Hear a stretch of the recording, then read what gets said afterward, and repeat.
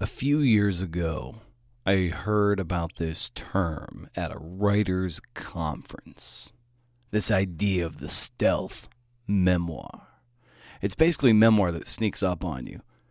You think you're reading or listening to something else, but behind it all is a personal story you didn't know was there at all.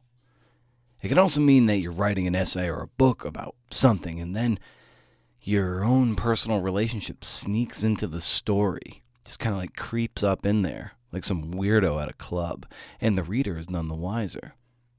And so enters Rob Harvilla's 60 Songs That Explain the 90s, part of the Ringer podcast network. I feel like there is a precise quantity of myself and my personal memories and my super frivolous personal memories that can sort of elevate this a little bit, even if it's just sort of offsetting more of the critical analysis or the historical aspect. That's Rob.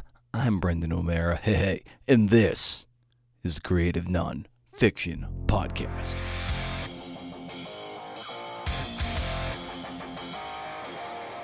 That's right, this is the show where we talk about the art and craft of telling true stories, where I speak to badass people about everything I just said. Rob Harvilla is a staff writer for The Ringer, and his podcast, 60 Songs That Explain the 90s, hits a particular cross-section of nostalgia for me. I was a bit of a rare bird in that my entire middle school and high school careers were wrapped in one button-down flannel that was the 90s.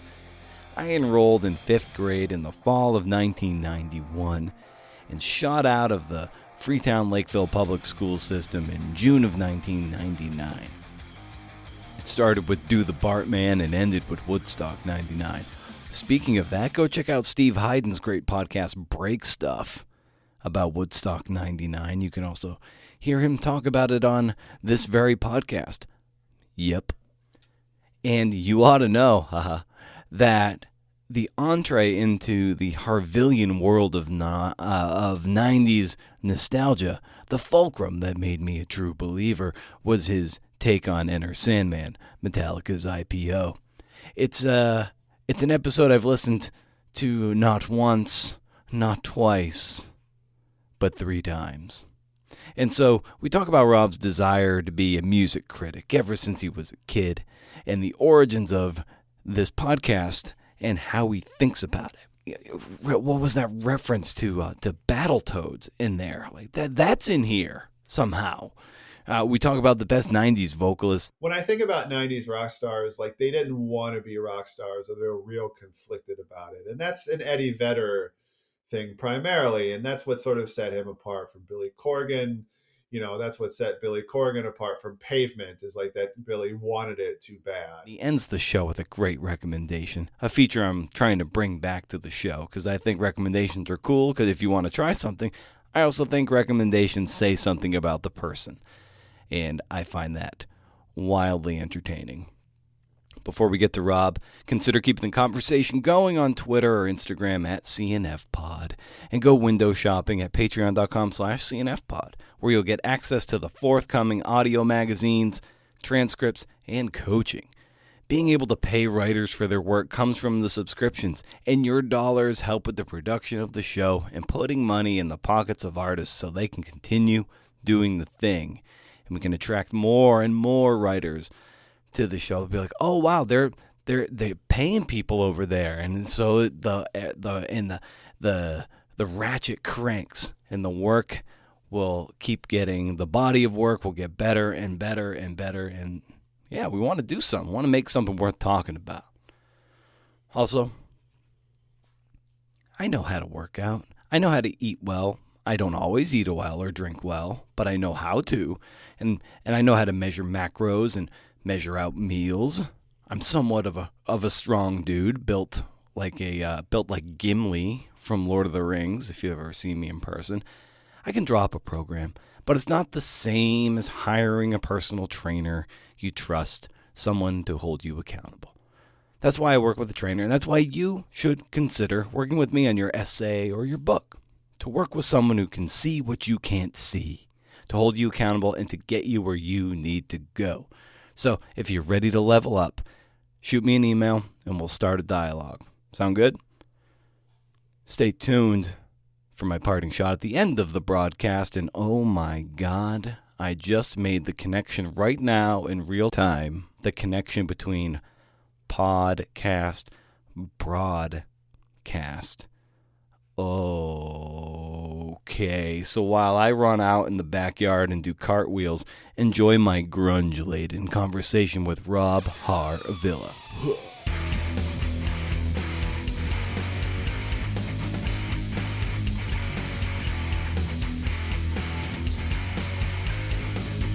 Music is so important to you, informative. Maybe what was the first record or tape or CD maybe that you ever purchased? The first records or tapes, it was tapes that were mine first, cassette tapes, and I'm trying to remember which one of those I bought. I'm going to say honestly, the vast majority of those were probably bought for me by my parents. I remember getting Bon Jovi's New Jersey and that being a very big deal. I remember getting They Might Be Giants Apollo 18, and that was a very big deal. I had CNC Music Factory. I had MC Hammer. Nice. But I don't know if I bought any of those. When I got a CD player, I can't remember now which ones I bought and which ones were Columbia House runs. Remember, like they put like 9 CDs for a penny or whatever it was. Like Right. And my then they get you the next one's like $30. And you're like, exactly, damn yeah. it. Then you buy a random Santana record for $35. Yeah, that is how they get you. And so the first CD I ever owned, which I'm almost positive was a Columbia House deal, was Spin Doctor's A Pocket Full of Kryptonite, which remains very important to me just by default, I suppose. And so I was, the first one you bought with your own money is such a landmark. And Yeah. I don't know exactly which one that is, and I really wish I did because it all just sort of runs together. I remember my parents bought me the Wham record, probably through like the vinyl version of Columbia House, and I remember like sneaking under my parents' bed and opening the package that it was in, that they were saving it for me, and it's like opening it like it was contraband and it was the Wham record. Like that was a big moment for me. Obviously, I didn't buy that, and so all those memories jumble together, but I am struggling to remember. It was probably from like a Camelot Music in the mall or whatever. Like, when's the first time I paid $20 for an album? I'd really like to know that, and I don't know that I do. I can admit, and this actually makes me sound way more musically savvy and Mm. than I am, but the first one I ever purchased was Nirvana's Insecticide. Whoa, that's Like good.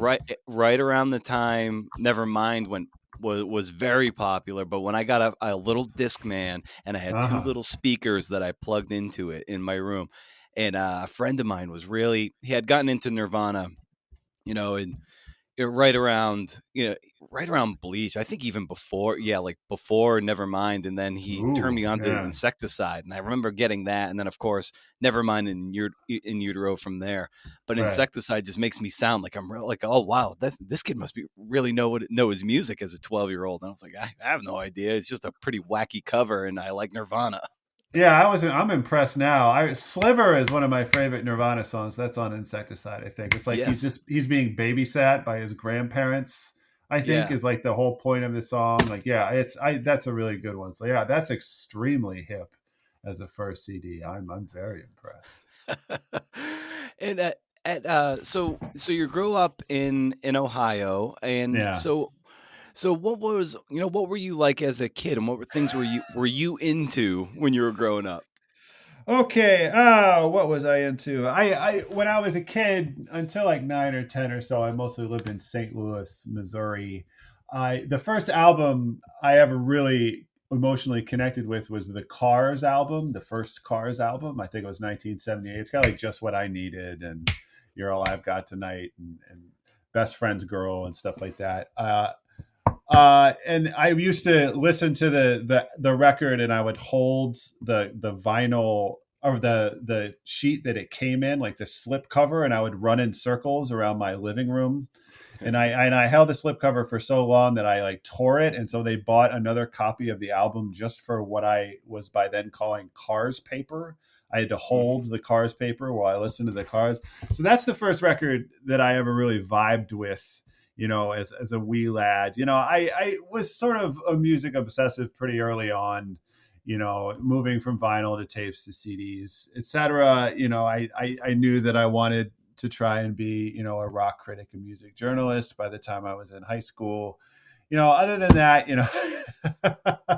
played a lot of video games, I guess, read a lot or tried to, or fancied that I did. I was tall and played basketball for like the first half of high school, but really sucked at it, and finally, yeah, I had definitely oaf tendencies, unfortunately. And so, yeah, I think I was a fairly normal high schooler, teenager, pre-teenager, as these things go. But definitely, this music was sort of what revolved around me, or what I revolved around. And when you wanted to lock into music and music criticism, who were you reading at the time that might have given you the kind of example that you wanted to pursue yourself? Well, I was definitely a Rolling Stone. I mean, I've said that, like, I started reading Rolling Stone back issues in my orthodontist's waiting room, and that's when I knew that's what I wanted to do with my life. Like, I went to Ohio University, which has a really good journalism program, and I went for magazine journalism, which I assume you can't do anymore. I started 96 to 2000. I assume, as a the difference between before 2000 and after 2000 in terms of how they teach journalism, I'm imagining, was super severe. So, but it was Rolling Stone to start with. As I got into college, more into Spin magazine. As I got out of college, Pitchfork was starting to rise up. And just the earlier web message boards and everything like that. But it was definitely Rolling Stone as a kid, as a teenager, and that's what sort of set me on the path that I'm still on, I suppose. And when I got into, I was always growing up, playing sports, and then became a sports writer, and in Yeah. so doing, it kind of ruined sports in a way. And I was even into horse racing a lot, of which I still write about horse racing quite a bit. But writing about Yeah. horse racing, covering it, kind of took the sheen off it. And for you, was that ever a concern or a worry or an experience you had when having loved music for so much and then getting into the criticism of it? Did that take the shine off it for you?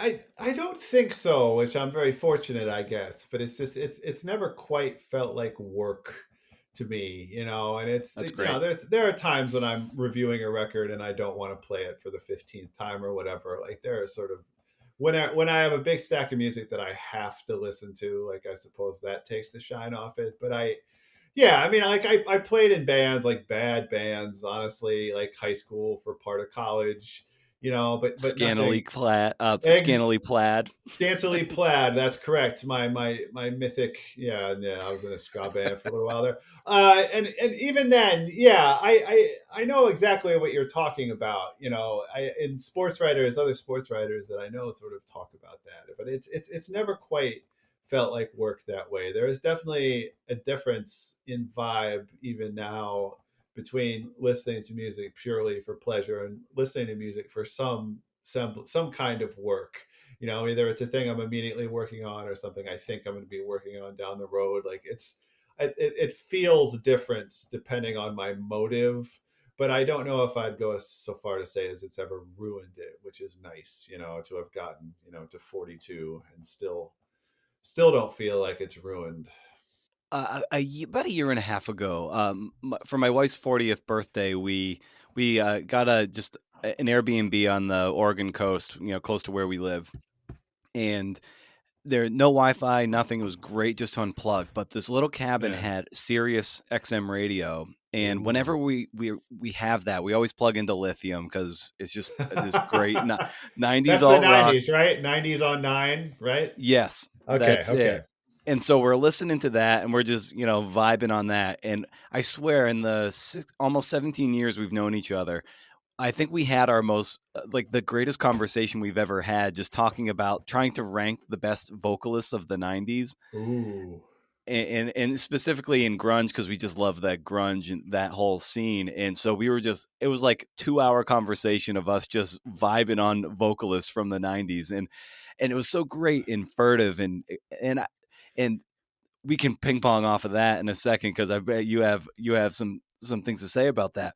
But maybe first, like, can you identify maybe one of your most favorite or form of and maybe just like a favorite conversation that you've shared over music, like similar to that, where you're just batting around ideas, power ranking vocalists or guitarists, what that experience is like for you.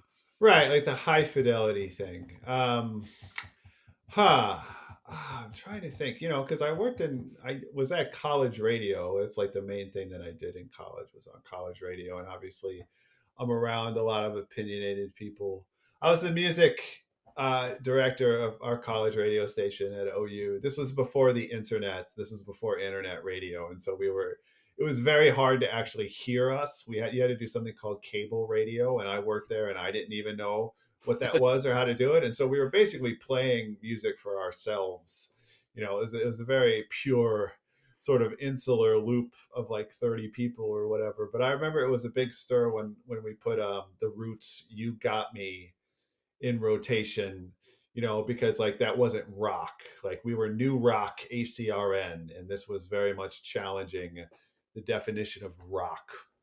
And this is, of course, years and years and years before at least I had heard anything about rockism or popism or sort of interrogated ideas of genre at all. But I remember that being like a very destabilizing sort of moment where some people were really eager to sort of reach out and say, like, George Clinton is pure college radio fodder. We should be playing him all the time, versus people who defined rock as like alternative rock, or maybe hair metal or maybe metal, but like it was a little narrower. And you can see both approaches to that, but I think I did start to tilt a little broader in my thinking right around then, right around college radio. I'm trying to think of an example of when we just ranked things like that, like the high fidelity thing. And nothing's coming immediately to mind. Who did you land on as your number one vocalist of the 90s?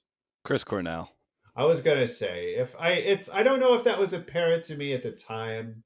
When I was in high school, my top five would, let's see, it was gonna be Smashing Pumpkins, Pearl Jam, Nine Inch Nails, Pavement, maybe Matthew Sweet if I feel like stretching a little bit. But in retrospect, especially, like, Chris Cornell definitely was the most rock star esque of all those guys, and he had the best, the purest, like just the raddest voice. Like he was the one Yeah. who could have thrived in the '70s just as much as the '90s. And when I did an episode of the show on hunger strike and sort of Yeah, I love that. Yeah.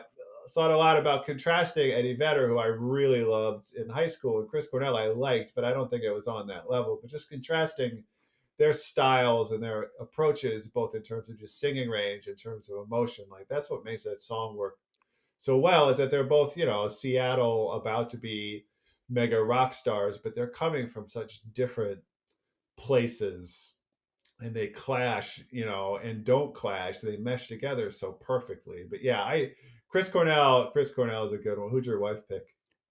I think she was very much Cornell also. Okay, yeah, Who yeah. else was in there? I think even like Scott Weiland for STP.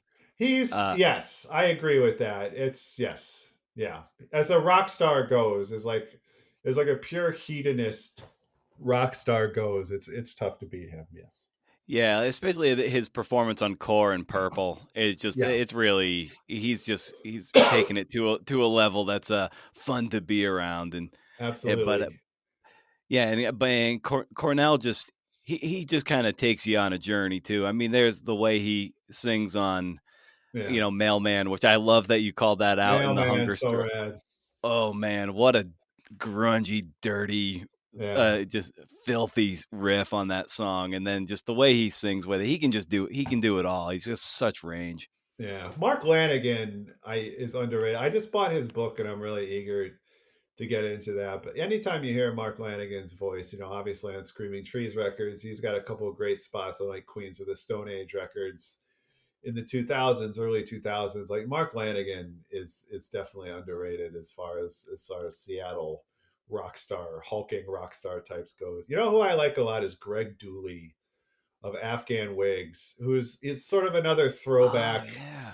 He's like a super sleazy guy, and like he wants to be a soul man, and it's very stylized and kind of hard to get into at first. You're like, is this guy serious? And he's like, this guy is very serious. And if you do buy into him fully, then those '90s Afghan Wigs records are incredible. And he's had a great solo career as well. But he's another one like Weiland. When I think about '90s rock stars, like they didn't want to be rock stars, or they were real conflicted about it. And that's an Eddie Vedder thing primarily, and that's what sort of set him apart from Billy Corgan. You know, that's what set Billy Corgan apart from Pavement, is like that Billy wanted it too bad and like thought he was a '70s rock star, and just that contrast.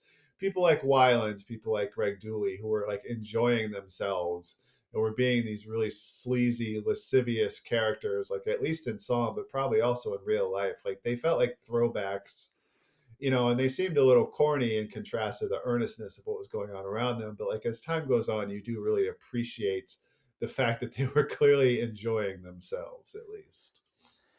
Absolutely. It's funny you bring up Afghan Wigs. Like I'm not real familiar with them, but my favorite movie is Beautiful Girls, Yes, yes. and they're in that movie in the bar as the band. Yes. And his voice, like when he starts singing, part of what you have to get used to is like Greg Dooley's relationship to pitch is really rocky on purpose. Like he's an emotion guy, not like a technical singing guy. And like what's so funny about that movie is like the band's playing and then he starts singing and it's this rad sort of discordant, you know, off notes that just sort of throws you out of the scene, but really throws you deeper into the scene. Like that's he's an acquired taste as both a personality and as both a singer. And I that moment in Beautiful Girl, I love that movie too. And that moment really crystallizes the appeal of Greg Dooley when you can wrap your head around him. That's awesome. And on one of your recent podcasts when you're talking about Tool, it Mm-hmm. it brought back a really cool memory for me a few years ago. A fellow sports writer of mine, we were in Yeah. a small newspaper at Saratoga Springs, New York. We would just sit in his apartment and just drink Budweisers. Our dogs would be playing, and we would just play Tool records from beginning to end, and just kind of Yes. like just experience the whole track one to track whatever, Right. and talk about it, try to deconstruct whatever Maynard is actually saying, which you can almost never discern No. without liner notes or any without a lyric sheet in front of you. But Yeah. it was just like it's that lost art of actually like listening to a record from beginning to end and seeing what the artist meant by tracking them in a certain way. And Right. would you identify that as something that we've lost in the recent years, given the all powerful shuffle button?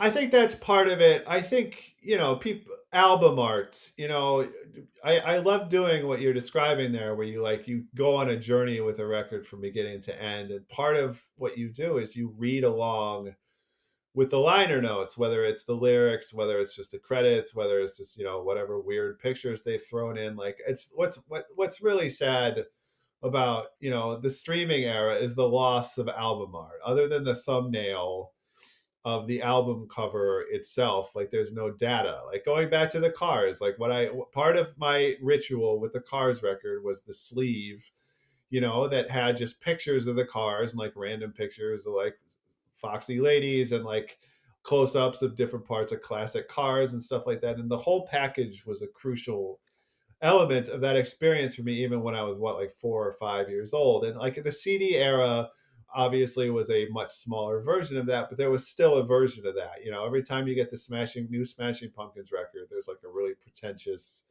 artsy, beautiful, you know, I still remember paging through like the melancholy, you know, liner Yeah. notes, you know, and all the stuff in there. And so again, that's I usually identify that as a private thing. I would really like, you know, I've got some friends who I can totally imagine just sitting around and just listening to Tool records, you know, while playing Battletoads or something, you know, with the sound all the way off. But I don't know that we ever did that, and I think that we need to start doing that now. It's Oh never my too god, late. I haven't thought of Yeah. Battletoads in Ah, it's the worst. in ages, but I have a very foggy Hmm. memory of that right now. Bring that back to mind because I know it as a thing, but I'm kind of blanking, but I know it's there. It's hard as hell. I mean, it's an impossible game to finish. That's what you need to know about Battletoads. It just sucks. You just lose for hours. That's the whole thing. And what I really love about the podcast that you do, the 60 songs that define the 90s, is it's this idea of that it strikes me like as a stealth memoir, if you will. Yeah, It's a yeah, term I came across at a writers conference a few years ago about these things that are just they weren't necessarily meant to be memoirs, but they actually sort of sneak up on you like that. And yeah, it seems like as much as you're trying to define the 90s by these songs are very much defining you. And I wonder if that absolutely. was so. Yeah, how did you arrive at that? Well, I think the original conception of the show, obviously, the Ringers had a great deal of success, with like the rewatchables, for example. And so, at its core, this was trying to think of a way to apply that rubric to music. And it felt more logical from the onset to focus on one song than one artist or one album. And the resulting, what I wanted was like a combination of sort of critical appreciation and analysis and sort of the historical, context, and some of that serious and heavier and some of it more sort of pop-up video type frivolity. But another crucial element is the nostalgia of it. And it's everybody sort of knows the broad strokes nostalgia of the 90s, and it's like Friends, Bill Clinton, etc. But like it's been a dance for me, but it's people have reacted pretty well to those sort of biographical asides and stuff that felt very frivolous and indulgent to me at the onset. And I'm sort of leery about it because it's not about me, obviously, and no one knows who I am and no one really cares who I am. Like, the point is to sort of use this song as a way of striking up whatever memories you may personally have about it. But I do think that it's sort of that weird thing of like just telling a very random and specific and pointless to anyone but me memory about a song. There's something universal in that. There's something universal about something so specific to just me because it sort of strikes in you to get to whatever specific memory you have. And so it's something that I always wanted. And I've been on social media what it feels like 10,000 years by now, and I'm exhausted and everything. And I never really fancied myself an oversharer in terms of my family, my kids, anything like that. Even the sort of the blog spot era, and I don't even feel like that now. But I feel like there is a precise quantity of myself and my personal memories and my super frivolous personal memories that can sort of elevate this a little bit, even if it's just sort of offsetting more of the critical analysis or the historical aspect of the song. It's a balance I'm always trying to get right, but I'm glad to hear for sure. Thanks that it's working to some extent. Oh, for sure. Specifically, what's popping into my head is in that Tool episode. It wasn't just it wasn't just Stinkfist or even the Yeah, listening to Third Eye, but it's you listening to Third Eye in your car and sitting in your driveway as you're like yeah, coming up on curfew, and then coming right. into your living room, and your dad. The movie is always the same as your dad's waiting for you to get home, and The Blues Brothers, yeah, unbelievable, like that little thing, that concrete specificity. It's not oversharing, but it's the one thing that we can latch onto that yeah. reminds us when I would get home, my mom is watching whatever it is, some MacGyver reruns as I'm coming home, Yeah, late at night, a few like just a minute or two past curfew or whatever. Like, and yeah. that is when memoir is really working. It just allows us to overlay our own experience, and you do that so perfectly. Well, thank you. Yeah, that's what I'm trying to do. Ideally, is just a little bit of memoir that's supposed to stoke your own personal overlay your own experiences. That's the right way to put it. But yeah, that's great. That's awesome to know that that's conveyed somehow sometimes. And it really sounds like you're just having a good time too, doing these things. I'm thinking of when you're talking about Mailman in that hunger strike episode, and like you drop in a few grace notes just about like this is the best song on Super Unknown. Yeah. Come at me, and you do that like two or three times, and it's just like, oh, I can just Yeah. tell Rob's having a good time writing the script. It is. It's been fun. I mean, this is my first, I've guested on podcasts, almost exclusively Ringer podcasts, for a couple years now, but this is certainly my first show, my first concerted effort.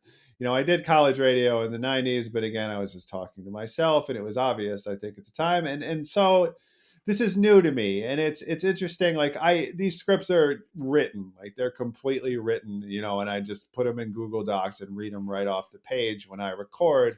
But it's fun to approach that, and what's the same as writing an article now, and what's different, and how vocal delivery can bring out different sides of the things I write. That there are things I can do that I can't do just in print, but it is fun. It's a fun decade to revisit. It's we sort of conceived the show last summer and it launched in October. And I mean, obviously, this is deep into, well, not deep into it, but COVID lockdown had started by that point. And I had two young kids at home. My wife was pregnant, so we were pretty extensively locked down here, and it was a good opportune time to get back to what felt, at least at the time, like a simpler time, and to indulge in nostalgia a little bit. Like, that was fun, just to sort of take me out of the everyday, sort of the drudgery and the anxiety of it. And so I think it was well timed in that respect as well. I'm not a professional, podcaster, announcer, anything of the sort, monologuist, and so I hopefully the enthusiasm makes up for the lack of professionalism.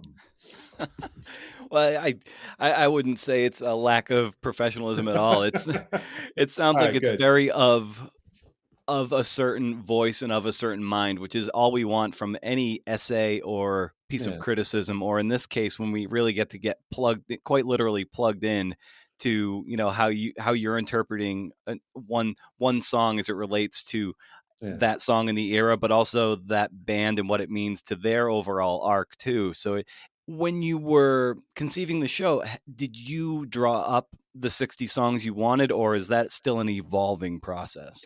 It's an evolving process. It's my editor, Justin Sales, who edits all of my writing, was heavily involved. My producer is Isaac Lee, and he's involved as well. But yeah, I mean, we made like a long list. I tried to go by year, and I imagined at the onset that I was going to do like 6 songs from every year. That 1990 had to be as equally represented as 1998 or whatever, and that sort of fell by the wayside a little bit. But it's for a while there, I was sort of just picking songs at random, and like the first few, there was no real broader long term plan. And then around 5 or 10 songs in, it was like, wait a minute, I really need to map this out, so we don't get, there's 5 shows left and there's 10 songs that we absolutely have to get to. And we finally got that down, and like we have way more songs than slots for sure.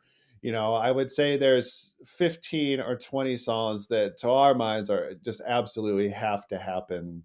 At least artists that absolutely have to happen. And then there's sort of a second tier of things that we'd really like to do if we can get to them. There's like a third tier of things that like I am pretty exclusively interested in, but it's my show, and like maybe I've got to imagine a few of them will be even more indulgent than usual in that respect. But it's only now, and I'm like in the early 20s at this point, that I've started to realize like I would really like to know what my next 6 shows are, just so I know what I should be listening to and thinking about. And I would really like to know the arc of this thing overall. It's just a trip to think that if I do a show a week consistently, it's going to end, I think it's December 15th, like Wow. whatever, however many 9 months away from when you and I are talking. And it's part of it is COVID, but just the way time is collapsing and stretching simultaneously, where every day is the same, but you can still try and envision yourself 9 months from now. It's bizarre, but I'm finally imposing some structure on this thing, and it is a very foreign feeling to have any structure at all. But I think I did it just in time. So it's flexible. I know a lot of things I want to do, and a lot more things that I want to do.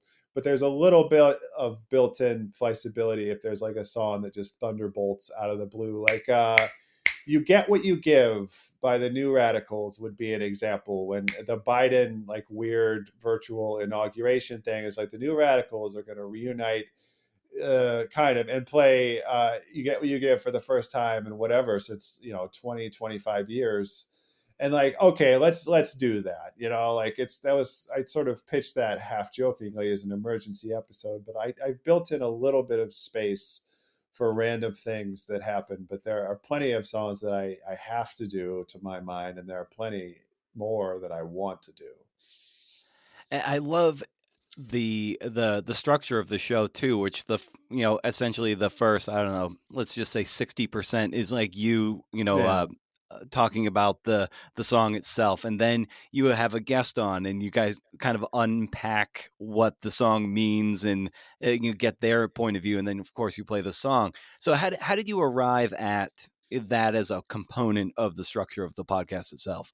We didn't I'm trying to think of how that happened, because when it started, we weren't sure if like it should be me, I should be co-hosting with somebody else, and the song should be sort of not a debate, but like a tag team style thing. Like a lot of ringer podcasts that I really like, like Sound Only, for example, is Micah Peters and Justin Charity, like batting things back and forth. And like I'm here in Ohio, like I'm working remotely, and I've been working remotely for 7 years now. So even pre-COVID, I was pretty cut off from the rest of my coworkers, and like I wasn't sure if that approach was going to work. But I don't know how I arrived at that monologue format. The first one I ever did, first show I ever did, was "You Ought to Know," as Alanis Morissette, and I again, I had never done anything like this before, and I just started writing it like an article, just with the sort of half-assed idea that like I'm going to read this out loud into a microphone at one point, and it sort of evolved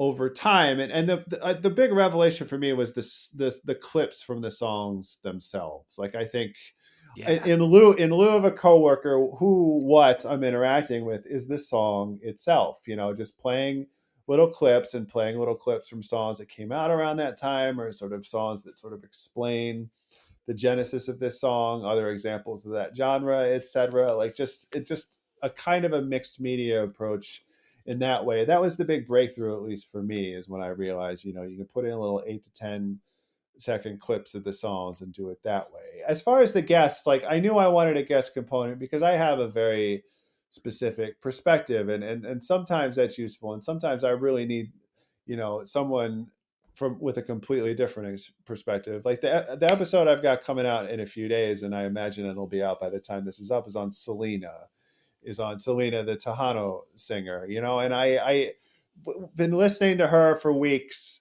but my perspective on someone like that is very different from someone who grew up, sort of Spanish speaking, like in Texas, for example, or in Mexico. Like I knew I needed to bring on somebody who could speak in a more personal way about what Selena meant to her, and what Selena meant to Spanish speaking people, Latin music fans everywhere. And so sometimes, a song like Hunger Strike, right? Like I talked to a guy, like he grew up in Indianapolis.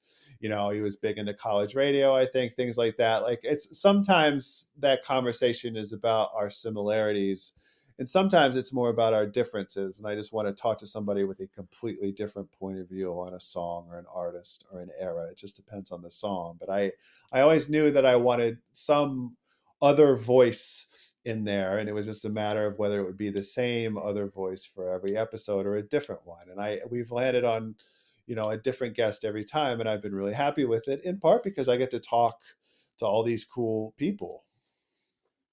I love that component of it. I love the entire thing, because I really admire the a one voice on mic. I guess for just listening to so many podcasts over the years where it tends to kind of be two bros talking. Right. It's like I've come to really appreciate a one voice on mic. And then I love this idea too, where you have, a revolving door of other people that offer a different perspective. So it's not just, okay, I'm going to bring on the same old guy every single time and Right. we're gonna hash this out. But I love that you deepen it by bringing someone who's got a completely different global view of what Yeah. Selena might mean or whoever. And so Yeah. that's just such a great way to round it out. That we've got your point of view and just filtered through your taste and your voice, and then you get to have a 10-12 minute conversation about it, and then get to kind of hear the song, and the song changes color in a way based on the previous experience, which is just a whole new way to elevate this thing that we might have listened to 100 times already.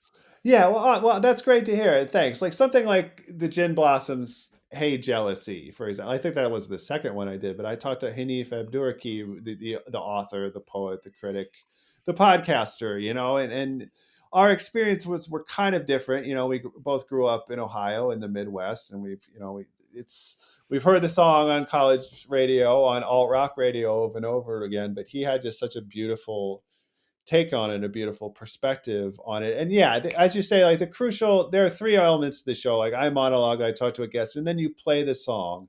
Like this show was part of an initiative. I think it's called Music and Talk externally. I get a bit confused, but like Spotify put this thing together where they wanted to combine podcasting and songs themselves. And we launched with like it's close to a dozen other shows where the idea was, there would be a show element, but then they would play full songs in the middle of the show, and it's sort of combining regular radio with talk radio in a way. But I really like the way that ours turned out, which is I talked for a while and then I talked to somebody for a while. And yeah, that's the platonic ideal. That's what I hope happens. Is then the third piece is we just play the song unencumbered, like through Spotify. But now that you have all this additional information in your head, like, yeah, I love the idea that it might color the way that you hear the song, and like you're hearing it in a new way, even if you're also hearing it for the 5,000th time. And I love when you were talking with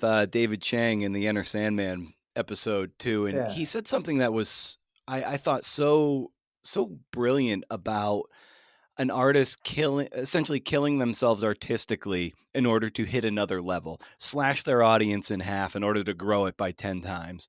And, Yeah. Metallica's IPO album, if you will, being the Black Album. Yes.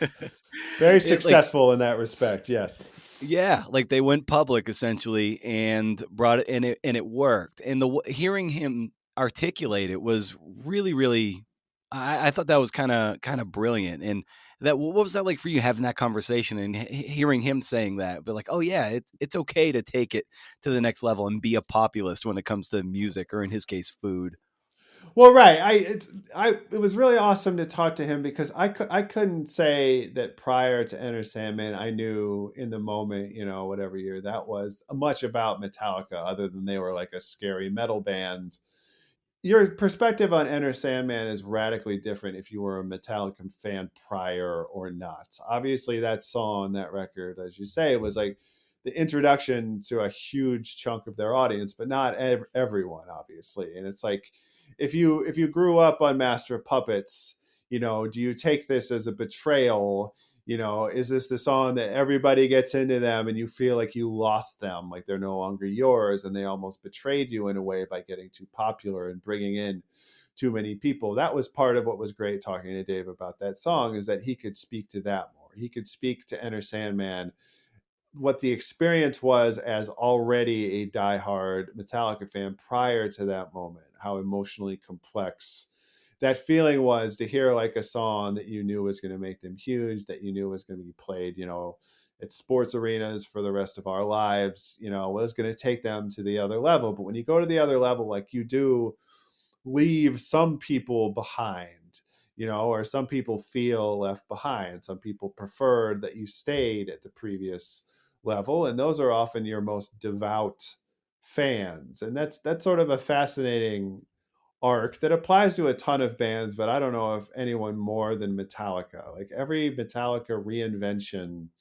feels like a new IPO, and like, or like Metallica 5.0, 6.0, whatever, and it involves a rebuke of everything that came before, and they just piss people off so reliably with whatever new thing they're doing, and it applies to everything. It applies to their haircuts, it applies to their album art, it applies to, they make a loony documentary about how sad they are a lot of the time, and just how much bickering is involved in being in this band, and it just demystifies them in a way that I'm sure was dismaying for many hardcore Metallica fans who would prefer that they be mysterious and tough and forbidding for everybody. But like, that's one of my favorite movies of all time. It just depends on how much investment you have in that artist to begin with. And it was great to talk to Dave as someone who had a ton of investment already at that time. Yeah, I can't imagine what it must have been like to have come up on them in the 80s to the early 90s. And then let's say when Load comes out and they have songs like Mama Said and other songs that almost are like a country twang. Hero I of the Day. Hero of the Day. There are some great songs on that album, but there are other ones that are just like, wow, this is weird. This isn't metal. And, Right. and imagine if you're just like, you came up on Lightning Puppets and Justice, and you're like, all right, I'll tolerate Black Album, and then Load comes along, you're like, Forget whoa, it.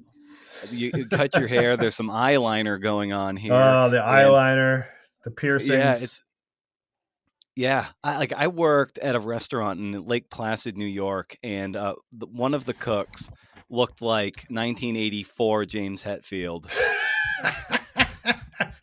Don't mess with that guy. Yeah, It, yeah. just a skinny, wiry blonde hair, and he was just like, "I used to be able to play Kill 'Em All front to back," and and then there was another guy, basically his sous chef, if you will. He Sure. kind of looked like Cliff Burton, There we and go. he's just like, ever since. When they went to the Black Album and Hetfield's like, whoa, I was like, fuck you, Metallica. I was like, oh my God, like I have an entirely new perspective of what it's like to have been completely abandoned by Metallica. And here I was evangelizing them in the Yeah. kitchen because I was just, I ride or die. But these guys are like, whoa, and like, fuck you. I was like, okay. There aren't We're many not. bands like that have been around for long enough and have so many phases that like each individual phase has its own sub fandom. Like even a band like Radiohead, like the third Radiohead album is so different from the first Radiohead album, and like Creep is a song that was huge for them, but like you're never quite clear of whether it embarrassed them now or whether it embarrassed the fans who preferred like the sophistication or whatever of OK Computer. But like it's nothing compared to Metallica and just the full scale reinventions that almost every new album involved. I can't think of anybody else on that level who could make two cooks in a restaurant in Lake Placid, New York, like feel that strongly about one era of the band and despise a subsequent era of the band. Exactly. Like the Onion had a great headline a while ago. It was like Metallica board of directors debates whether new riff will have negative impact on shareholder value. I hadn't seen that one. That's great. That's fantastic. And I'm someone who has a Metallica Christmas sweater that says "Enter Ooh, Santa Man" on it, wow. which is just a whole new level of kind of fandom or slash loserdom, whatever you want to call it. But it just goes to show, like, a song for them has to go through a certain degree of corporate branding, and how can we turn this new song into a t-shirt slogan or a sticker or Yeah. or a Christmas sweater? It's kind of sad and almost, but also fun at the same time. Did you buy the sweater for yourself, or was it a gift? Bought it for myself. Okay, I respect that. That's the way it should be. You gotta own it. You gotta Oh, own exactly. owning the sweater. Yes. Yeah, exactly. So I want to be mindful of your time and just have a couple more things for you, Rob. And I Sure. kind of sent you an email about some books that were kind of influential for you, books that mentor books, if you will, that kind of turn the world from black and white into color, and maybe things you reread. I was wondering if there are any of those that kind of resonate with you. I was chewing this over, and yeah, I don't I'm trying to think of in my high school days or even in my college days. I don't know if I'll get around to it, but I had this really bizarre moment in college where I read Bright Lights, Big City. Like by Jay Mac. I'm going to mispronounce his name. This is the other thing about podcasting is you mispronounce things. This is something I never Right. had to deal with. I called Mutt Lang Mutt Lange in the Shania Twain episode because like, Ah, what's with the E? You use the E if you're going to put the E in your name. Was my take on it, but it's no, it's Lang, and it's like now I got to be all embarrassed.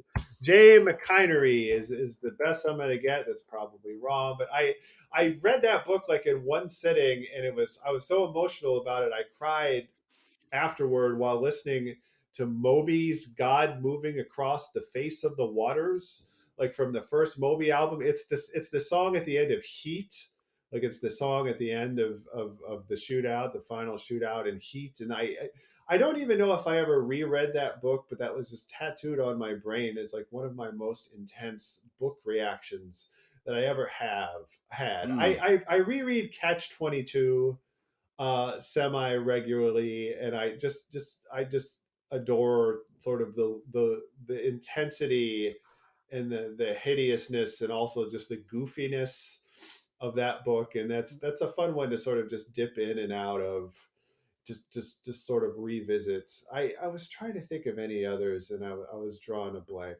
but there's the Murakami, the Japanese author. There's a short story by him that I return to a lot, where like a newlywed husband and wife rob a McDonald's.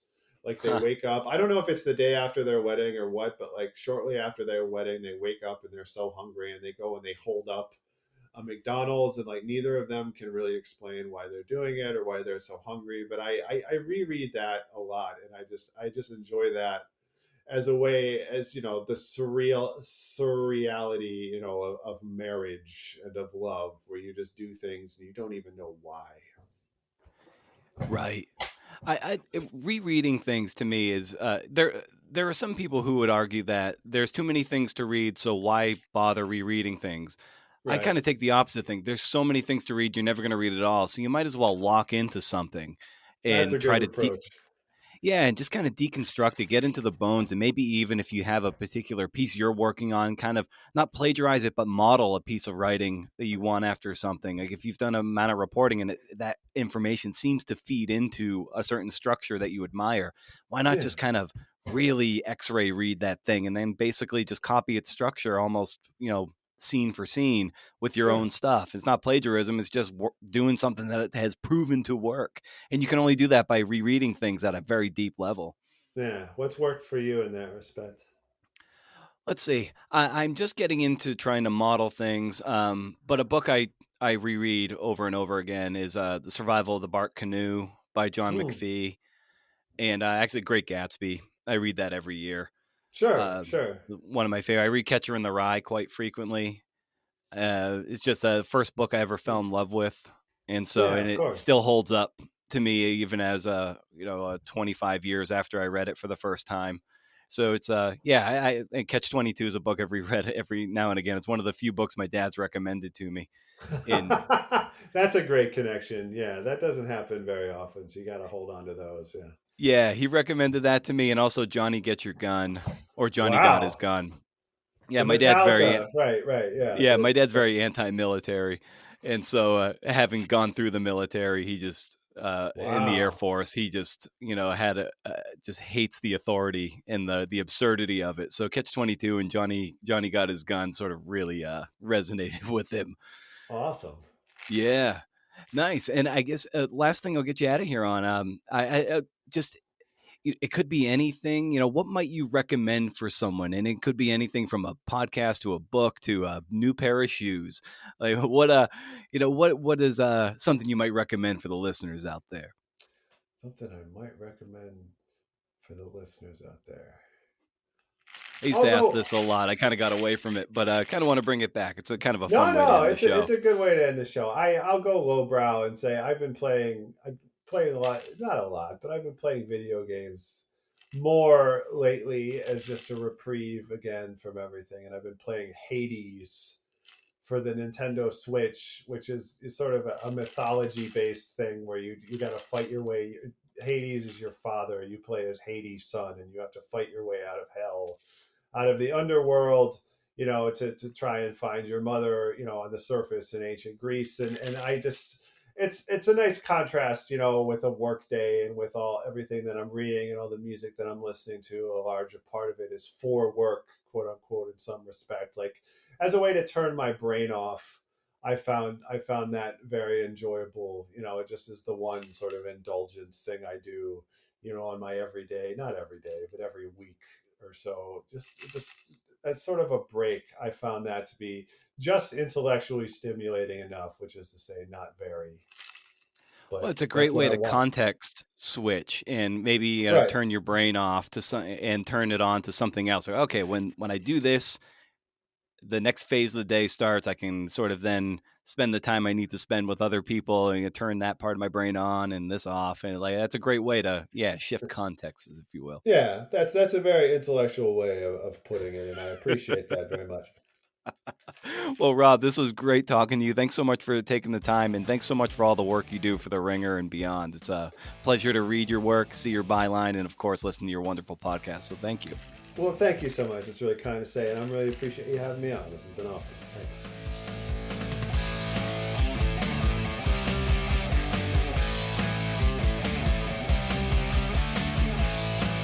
So that was pretty cool, right? Always nice when I can break into some 90s jams. I still believe the greatest conversation my wife and I ever had in nearly 17 years was talking about 90s lead singers. That and when we were on the same page about not wanting to bring children into this horrible, horrible world. People take it as a personal affront to their moral fiber when we are confronted with having to tell people that. Because people pry. Have as many of those little fuckers as you want. Not my bag, baby. I'm okay dying alone in state-sponsored hospice. We cool? Good. If you like what we're doing here at CNF Pod HQ, talk the show up. The way I see it is this. And let me use my favorite band as an example. Sure, Metallica could be on social media all day, talking about the work, showing the work, linking up to their favorite songs, saying listen to this or that. Or they could be in the studio making work. There we go. Making work worth talking about. Worth sharing. Work that, take it or leave it, can't be ignored. That's where I, as a fan, want their energy. I don't want to see them on social media all the time. I want them in the studio. I want them writing songs. And so it is with this podcast. I think you want me making a better and better show, not mindlessly blasting it out on social media for next to no one to see, but I keep putting my energies into making a great show. I hope you'll talk it up and maybe share it. If you don't, then that is my great failure as a producer of the show. If I fail to get you to talk about it, then I'll know that I'm making what is akin to Lars's snare drum on Sane Anger.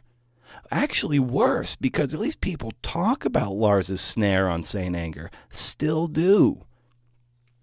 If people ignore the show and don't talk about the show, then I need to make a better show. That's the only way forward. If I don't see the action out there, then I'll know in my bones that I gotta level up my garbage. And so that is my rant. Watched Captain Fantastic the other day. Great movie. A few years old at this point. I'm late to the game. I love people who live by a code, like an unshakable code. That can be taken to perverse extremes, but when corralled by some societal norms, if you will, having a code can bring us a certain measure of valor. Do we really need another degree when we have libraries worth of books just waiting to teach us? If we just want to have the rigor to do it? There's no prestige or cachet there, necessarily.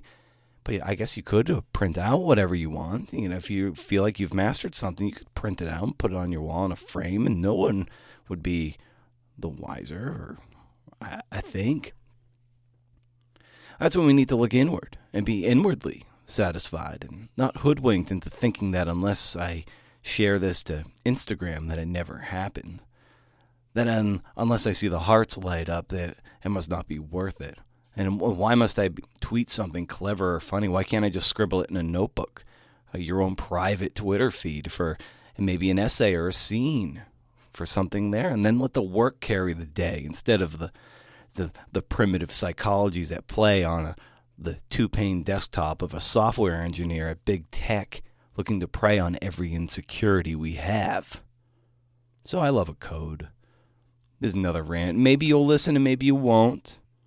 If you subscribe to this podcast, then maybe you've run the end around social media, but maybe the algorithms are keeping this from people like us. Teller of true stories, thinkers in the nonfiction world. All the more important to tell the others and for me to make something for you that can't be ignored. Power to the people. Stick it to the man. It all boils down to my insecurities and how puppeted I felt by social media the last dozen years or so. But here we are, bound to fulfill Ra's al Ghul's destiny. Yet another man of code, but corrupted code nonetheless. But you can't say the dude didn't have vision. I have a feeling I'll be riffing on codes for a while, wayward CNFers. So in the meantime, stay wild, CNFers. See ya.